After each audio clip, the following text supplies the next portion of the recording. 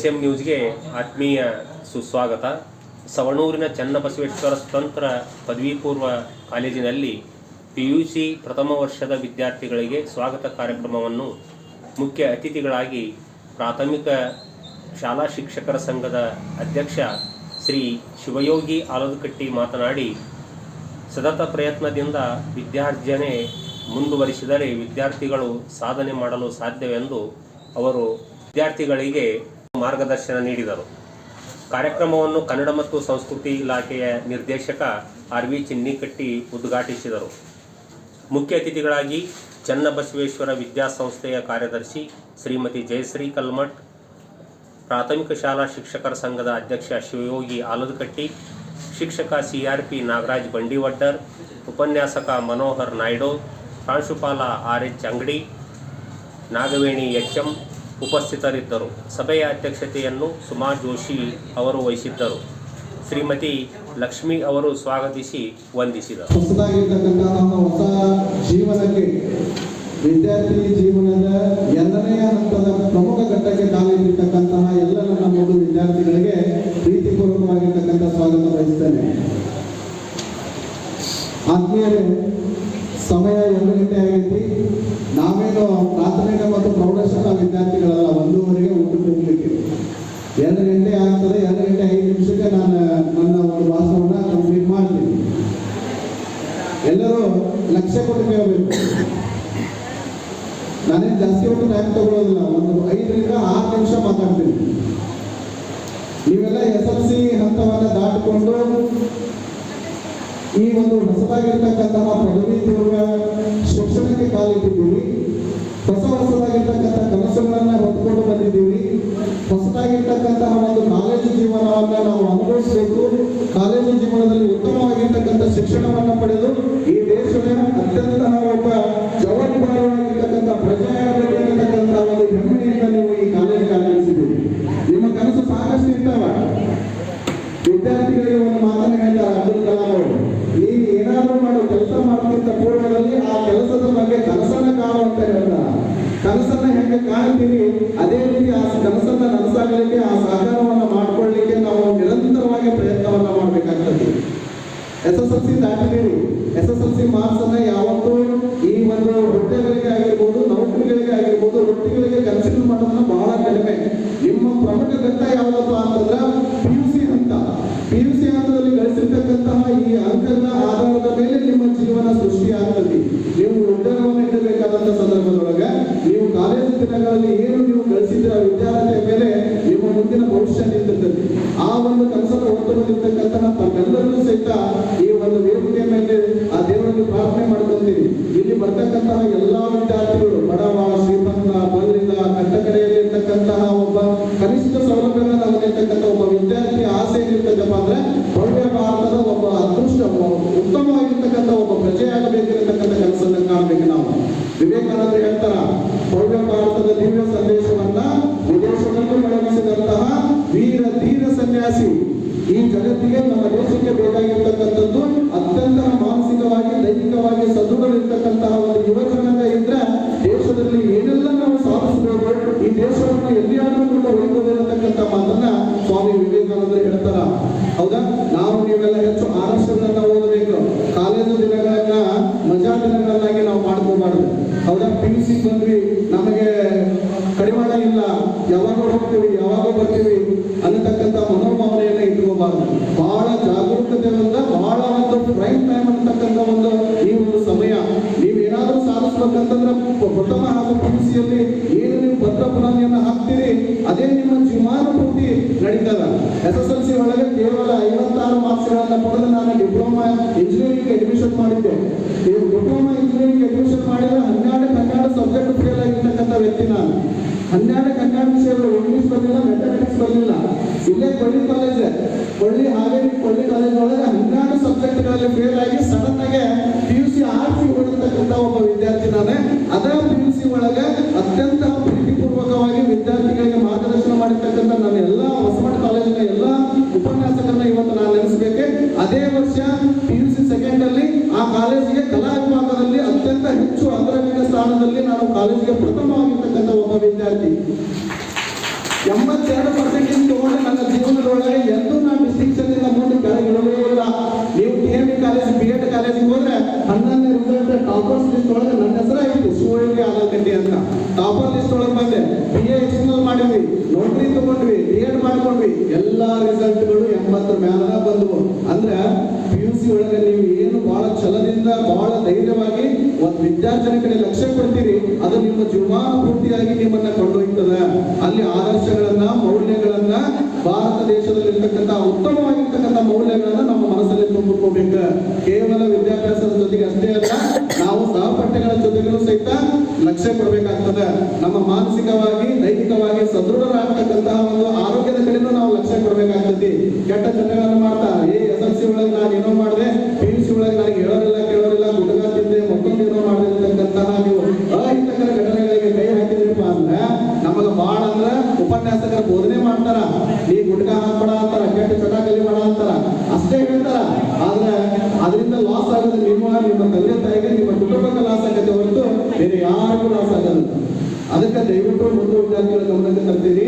ಏನಪ್ಪಾ ಅಂತಂದ್ರೆ ನೀವು ಭವ್ಯ ಭಾರತದಲ್ಲಿ ಏನಾದ್ರೂ ಸಾಧಿಸ್ಬೇಕಂದ್ರೆ ದಯವಿಟ್ಟು ನಾನು ಎಲ್ಲ ಕಡೆ ಹೋದ್ರೂ ಸಹಿತ ಈ ಮಾತನ್ನ ಹೇಳ್ತೇನೆ, ಅನ್ಯತಾ ಭಾವಿಸ್ಬೇಡ್ರಿ, ಕನಸನ್ನ ಕಾಣ್ರಿ. ನಾನು PUC SSLC ಪಾಸ್ ಆದಾಗ ನನಗೊಬ್ಬ ನಮ್ಮ ಚಿಕ್ಕಪ್ಪ ಕೇಳ್ದ, ಏನಾಗಬೇಕಂತ ಮಾಡಿಯೋ 56 ಮಾರ್ಕ್ಸ್ ತೊಗೊಂಡಿದ್ದೀನಿ ಅಂತ. ಎಲ್ಲಿ ದೊಡ್ಡಪ್ಪ ಚಿಕ್ಕಪ್ಪ, ನನ್ನ ಉದ್ದೇಶ ಇರೋದು ನಿಮ್ಮ ಮುಂದೆ ಹೇಳ್ತೀನಿ, ನನಗೆ ಇನ್ನೊಂದೈತ ಸಾಧನೆ ಮಾಡೋಕ್ಕಾಗಲಿಲ್ಲ. ನನ್ನ ದೊಡ್ಡ ಪರಮ ಗುರಿ ಏನಿತ್ತಪ್ಪ ಅಂದ್ರೆ ನಾನು PSI ಆಗ್ಬೇಕು. PSI ಆಗ ಹಗಲಿ ರಾತ್ರಿ ನಾನು ನೌಕರಿ ಓದಿದ್ರು ಸಹಿತ ಈ ನೌಕರಿ ಬಿಡ್ಬೇಕ, ಮಾಸ್ಟರ್ ನೌಕರಿ ಬಿಡ್ಬೇಕ, PSI ಆಗ್ಬೇಕಂತ ಓದ್ತಾವ. ನಾನು ಕೊನೆಗೆ ಇಂಟ್ರೂ ಸಹಿತ ಹೋಗಕ್ಕೆ ಆಗದೇ ಇರ್ತಕ್ಕಂತಹ ಒಂದು ಕನಿಷ್ಠ ಪ್ರಯತ್ನವನ್ನ ಮಾಡಿದ್ವಿ.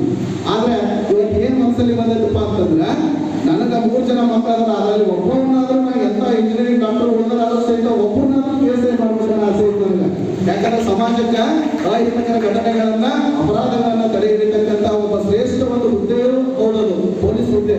ಅವರೆಲ್ಲ ಇರೋದ್ರಿಂದ, ಪೊಲೀಸರು, ಸೈನಿಕರು ಇರೋದ್ರಿಂದ ನಮ್ಮ ದೇಶ ಇಷ್ಟೊಂದು ನಾವು ನೆಮ್ಮದಿಯಾಗಿ ಈ ವೇದಿಕೆ ಮೇಲೆ ಕೊಡ್ತಾ ಇದ್ದೀವಿ. ನಿಮ್ಗೆಲ್ಲ ಈ ಕಾರ್ಯಕ್ರಮ ಬಹಳ ಖುಷಿ ಪಡ್ತಾರೆ. ಯಾಕಂದ್ರೆ ಮೇಡಮ್ ಅವರು ಇಬ್ಬರು ಸಹಿತ ಬಹಳ ಶ್ರಮವಹಿಸಿ ಕೆಲಸ ಮಾಡ್ತಾ ಇದ್ದಾರೆ.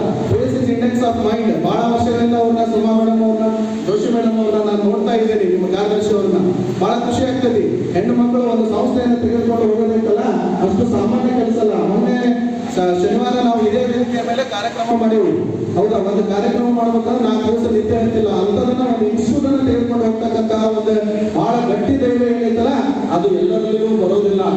ಅದಕ್ಕೆ ಅವರೆಲ್ಲ ಅಷ್ಟು ಶ್ರಮ ಹಾಕ್ತಾರ. ಅವ್ರ ಶ್ರಮಕ್ಕೆ ನೀವು ಪ್ರತಿಫಲ ಸಿಗ್ಬೇಕಂದ್ರೆ ಅವ್ರ ತಕ್ಕಂಗೆ ನೀವು ನಡ್ಕೋಬೇಕು.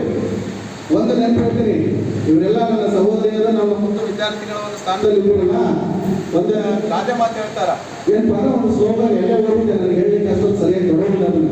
ಹೌದಾ? ಚೆಂಡು ಹೂವಿನಂಗ ದುಂಡವ್ವಾನಿನ ಮಾರಿ, ಚೆಂಡು ಹೂವಿನಂಗ ದುಂಡವ್ವಾನಿನ ಮಾರಿ, ಕಂಡ ಕಂಡಲ್ಲಿ ನಗಬೇಡ ನನ್ನ ಮಗಳ, ಹಡೆದವನಿಗೆ ಹರಳಿ ತರಬೇಡ ಅಂತ ಹೇಳ್ತಾರ. ಹೌದಾ?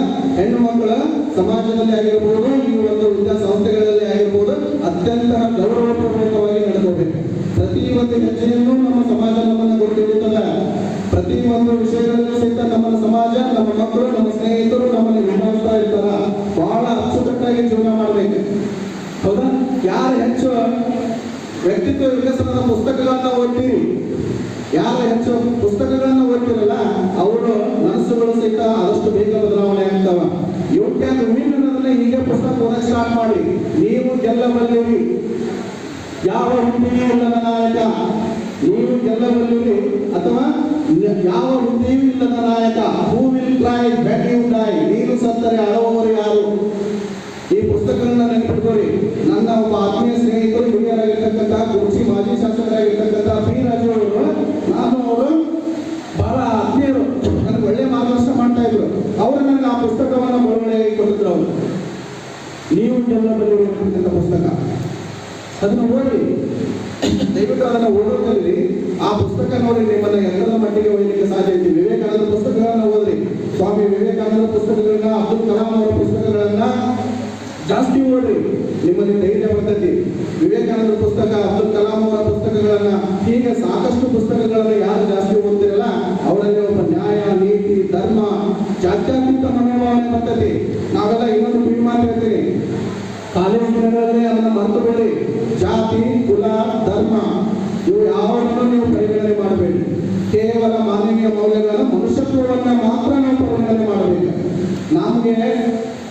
ಅನಾರೋಗ್ಯದ ಸಂದರ್ಭದಲ್ಲಿ ರಕ್ತ ಬೇಕು ಅಂತ ನಾವು ಬೇಡ್ಕೊತೇವೆ, ರಕ್ತ ಸಿಗಲ್ಲ, ಸಿಕ್ಕಂತ ರಕ್ತ ಸಡನ್ ಆಗಿ ಹಾಕೊಂಡ್ಬಿಡ್ತೇವೆ. ಯಾವ ಧರ್ಮದವನು ಯಾವ ಜಾತಿದವನು ಅಂತ ಲೆಕ್ಕ ಇಡಲ್ಲ.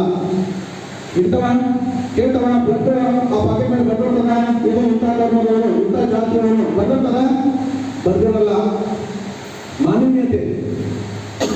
ಅದಕ್ಕೆ ದಯವಿಟ್ಟು ತಾವೆಲ್ಲರೂ ಏನ್ ಮಾಡ್ಬೇಕಪ್ಪ ಅಂದ್ರೆ ಈ ಕಾಲೇಜಿನ ಹೆಸರನ್ನು ಉಳಿಸ್ಬೇಕಂತಂದ್ರೆ ನೋಡ್ರಿ, ಬಸವಣ್ಣ ಕಾಲೇಜಲ್ಲಿ ನಾನು ಅವತ್ತು ಹೋಗಿದ್ದೆ. ನಾನೊಬ್ಬ 3rd ಕ್ಲಾಸ್ ವಿದ್ಯಾರ್ಥಿ ಆಗಿದ್ದೆ. ಬಹಳ ಲಾಸ್ಟ್ ಬೆಂಚಲ್ಲಿ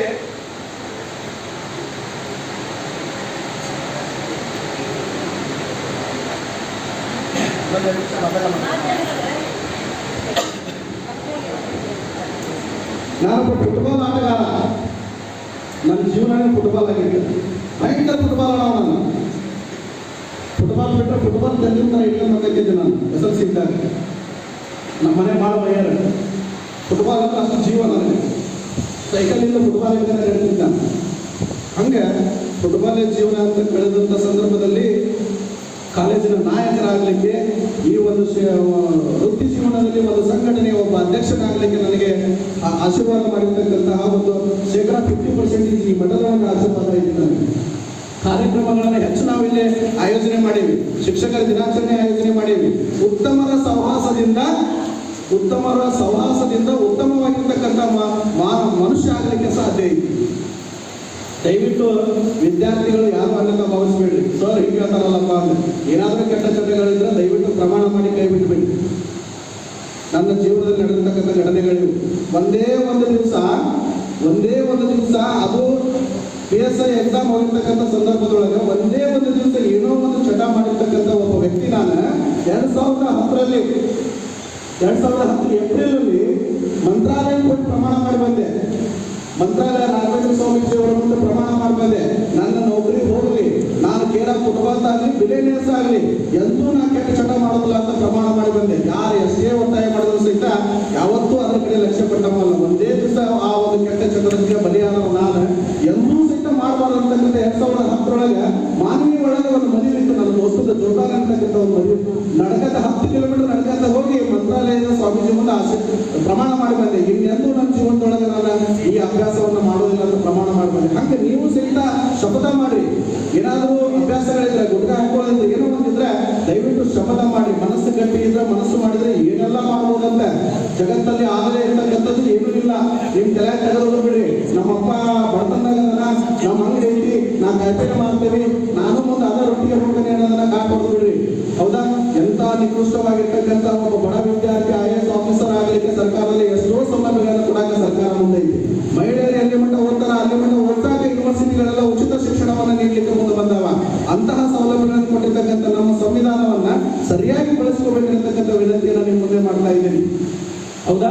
ಇಲ್ಲಿ ವಿದ್ಯಾರ್ಥಿಗಳಿಗೆ ಒಂದು ಸಣ್ಣದಾಗಿರ್ತಕ್ಕಂಥ ಒಂದು ಜಾನಪದ ಗೀತೆ ನಾನು ಎಲ್ಲಿ ಹೇಳೋದಿಲ್ಲ, ನಿಮ್ಮ ನೋಡಿದ್ರೆ ಹೇಳ್ಬೇಕು ಅನಿಸ್ತದೆ ನನಗೆ. ಯಾಕಂದ್ರೆ ನನ್ನ ಕರೆದದ್ದು ಒಂದು 10% ಸಾರ್ಥಕತೆ ಆಗಬೇಕು. ಹೌದಾ? ಬಹಳ ಸರಿ ಹೇಳ್ತಿರ್ತೇವೆ. ಊರ ಮುಂದಿನ ಬಾವಿ ಯಾರ ತೋಡಿದ್ದಾರೆ ನಾ ಕೇಳಿರಿ ಹಾಡ.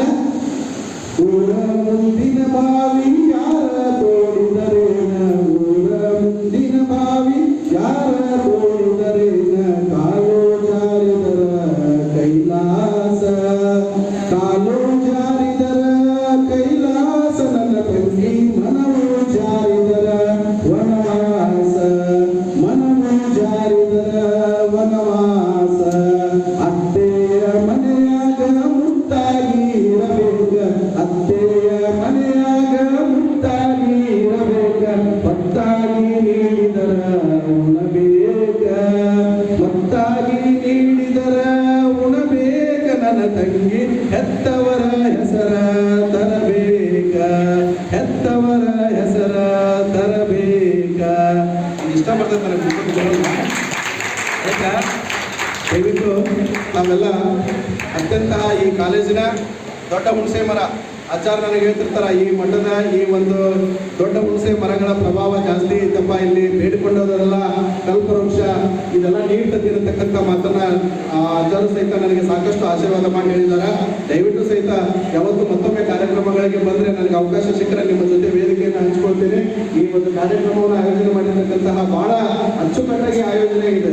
ನಾವು ಯಾವ PUC ನನ್ನ ಒಂದು 10 ವರ್ಷ ಸಂಘಟನೆಯಲ್ಲಿ 10 ವರ್ಷದ ಒಂದು 16 ವರ್ಷದ ವೃತ್ತಿಯಲ್ಲಿ PUCಗಳಿಗೆ ವಿದ್ಯಾರ್ಥಿಗಳಿಗೆ ಸ್ವಾಗತ ಮಾಡಿಕೊಂಡಿರ್ತಕ್ಕಂಥ ಸುಧಾಕರ್ ರಾಜೇಂದ್ರ ಇದೇ ಫಸ್ಟ್ ಮೇಡಮ್.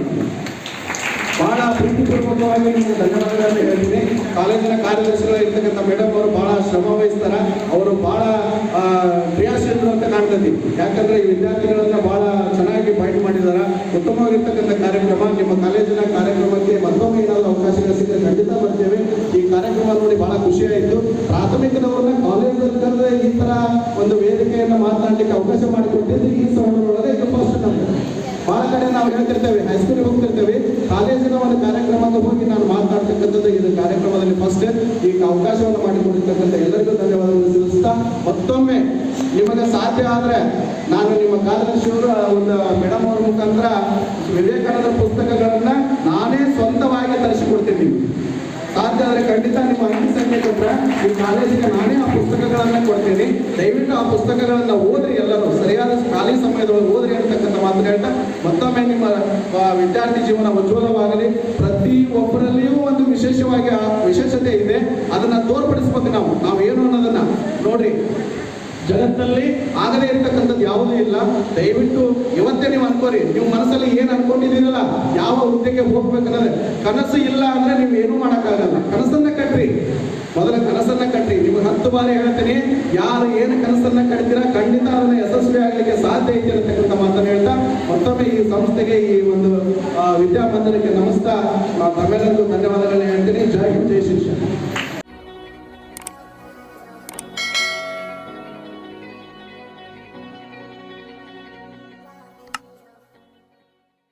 ನಮ್ಮ ಚಾನೆಲ್ಗೆ ಸಬ್ಸ್ಕ್ರೈಬ್ ಆಗಿಲ್ಲ ಅಂದ್ರೆ ಇಲ್ಲಿರುವ ಸಬ್ಸ್ಕ್ರೈಬ್ ಬಟನ್ ಅನ್ನು ಪ್ರೆಸ್ ಮಾಡಿ ಹೆಚ್ಚಿನ ಅಪ್ಡೇಟ್ಸ್ ಪಡೆಯೋದಕ್ಕೆ.